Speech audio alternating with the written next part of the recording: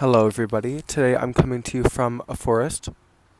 As you can see, I am currently on a camping trip with my friends, or like a road trip where we go camping and then do some other things.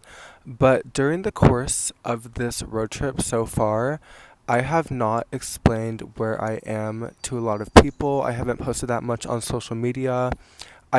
For the most part, I am off the map, off the grid. This is something that I see pretty frequently in my generation, is kind of the constant need to explain yourself, whether this is on social media or in real life, an expectation that you share online or show that you're doing something with your time rather than just being a viewer. I think the main thing that I want to place importance on is the fact that you don't really owe anything to anyone.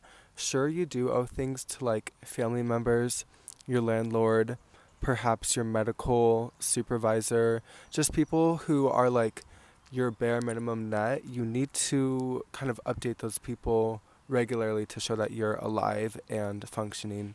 Or maybe you don't need to, but overall, it's kind of a rule of thumb. But I'm more so talking about you don't owe anything to all these other people in your life. I feel like we overestimate how in touch we need to stay with people. And this might be like an isolationist sentiment, but I think we are actually in an era of too much connectiveness. All too often, we're kind of like, oh, I need to catch up with blah, blah, blah. Me personally, I'm constantly thinking of the people I need to catch up with rather than the people I'm immediately with in my vicinity.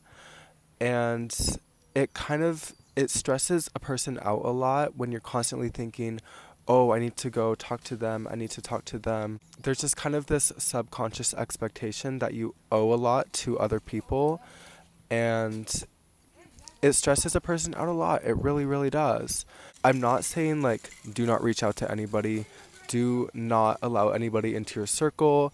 If you want to reach out to somebody, don't. That's not what I'm saying at all, but I'm saying we are all, at least me personally, we're always kind of thinking I have got to improve our relationship. I have got to explain myself and explain why I haven't been in touch, why I haven't been the most present version of myself. The average person, we know so many people, and our nets are so large that it's impossible to keep up with everybody at the same time. And of course, you're going to give more or less attention to certain people based on just whoever you hang out with the most or whoever you're around with the most. That is who you are going to direct most of your attention to most of the time. Just because you're hanging out or spending more time with other people as opposed to other people does not mean that you care less about these other people or your relationship holds less value. It just means that your time is not infinite and you have to kind of be smart with who you give it to. And hopefully, you guys give your time to people who are deserving and to people who lift you up and make you feel like the best version of yourself, because time is, in fact, limited. Throughout the years, like the past 10 years, I consistently have thought to myself, if I could have one superpower, it could be to freeze time. And that would just give me all the time in the world to improve myself, improve my relationships, and just kind of slow down. But unfortunately, we don't have that luxury as a people. So we have to kind of just think on our feet and do what we can with what we're given. I think it's also important to remember that life is happening to everybody at the same time. Like, everybody has their own stuff going on. We can't really hold people to super high standards when it comes to just not keeping in touch. I understand holding people to standards if there's like a question that needs to be answered, like, hey, can you call the ambulance? My dad's dying. And they just leave you on red for like 4 days. That would be a point of contention, I would say. The message box is just a tiny, tiny snapshot of a person's day. Unless you're with the person immediately and you're right next to them, then there's definitely so many other factors that are going on and so many other situations that arise that you don't know about. So don't take it upon yourself too personally if someone is not responding immediately or if they're not making themselves super available to you. And vice versa. You don't have to make yourself super available to people. If you feel like you don't want to respond to somebody, or you feel like you don't have the energy, or you feel just like it's not the right time to respond to somebody, then that's fine. Life can get difficult to balance. It's hard to keep up with all of your social responsibilities, your immediate needs. Like you have to take care of yourself. You have to make sure that you're clean and eating and all of these things. You have to make sure that you're alive. And there's just all of these different responsibilities and roles that we have to fulfill in our daily lives. So it's hard to balance all of these things.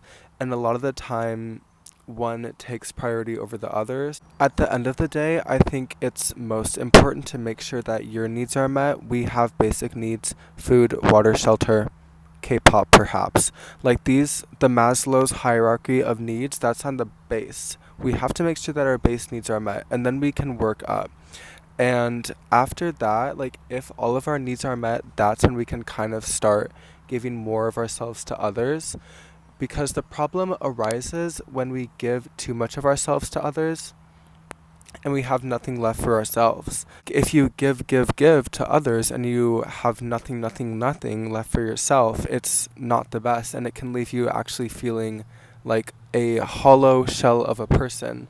Like Bilbo Baggins said from Lord of the Rings, too little butter over too much bread.